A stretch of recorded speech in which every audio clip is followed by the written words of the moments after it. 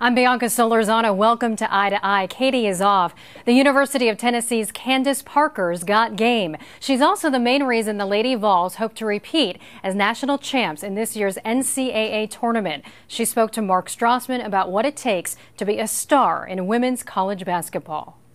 How do you describe your game and what, when you're playing well, separates your game from, in many cases, everybody else on the floor or everybody else in America?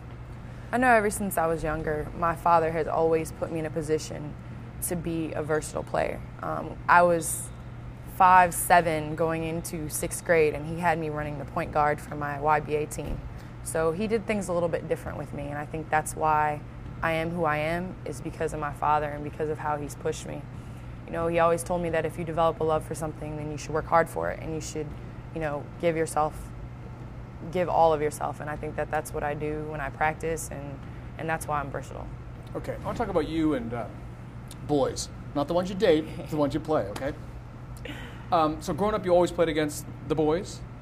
Growing up, there's always, you know, boys to play against. You can't go to many parks or go to many rec centers and find girls playing pickup, so I always ended up coming there first time, and they wouldn't pick me first, they'd pick me last, and then by the next time they'd pick me first. At the start of the game, they would be like, you know, you let a girl beat you? And then by the end, they're like, well, she's not really a girl, like she's so it's fun, but you know, playing against guys really it's more physical.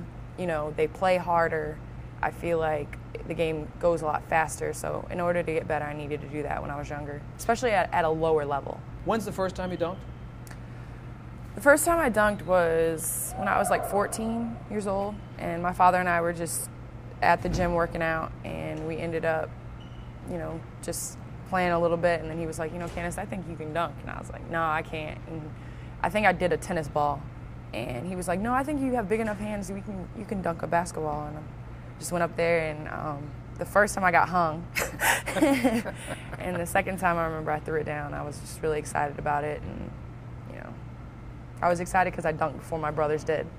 As an athlete who's achieved a lot of individual and team success, is that one of the ways that you motivate yourself to get better, is to prove to anybody out there who might doubt, you know, oh, okay, she's a great player, for a girl, is to prove to them that, you know what, I really can compete at almost any level given that chance?